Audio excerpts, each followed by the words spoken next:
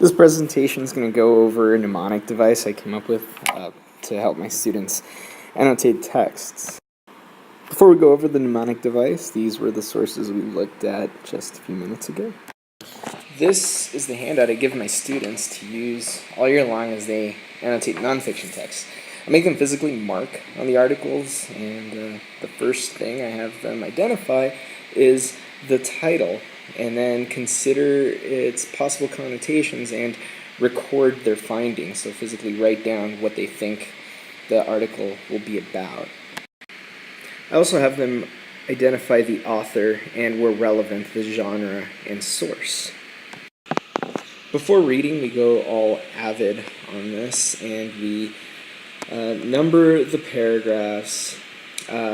We also read the first two paragraphs of the document and the last two paragraphs, since we're not concerned with spoilers when we're examining technical documents.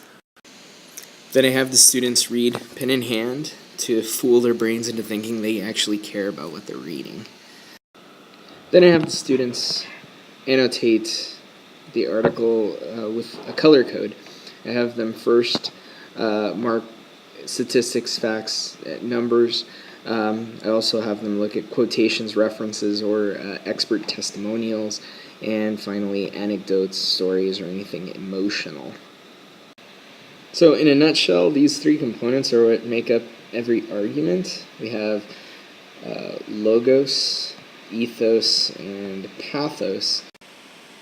And what I believe is the most powerful of all is the right to learn, right with a W, to learn component, where they state the author's thesis first. And here's the format for that. In the next 2 to 4 sentences, they state the evidence the author gives. And finally, the students give me their opinion based on all the evidence and data they've gathered from the document. So the purpose of this document is to give me a uniform, structured, easily adaptable way of having students analyze and respond to any given text. And since I work in education, I have to give it a cool acronym.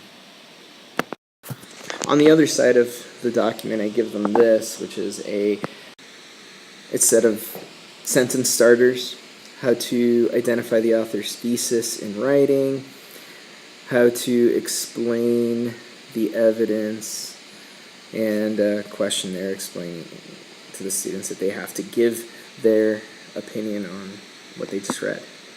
Thanks.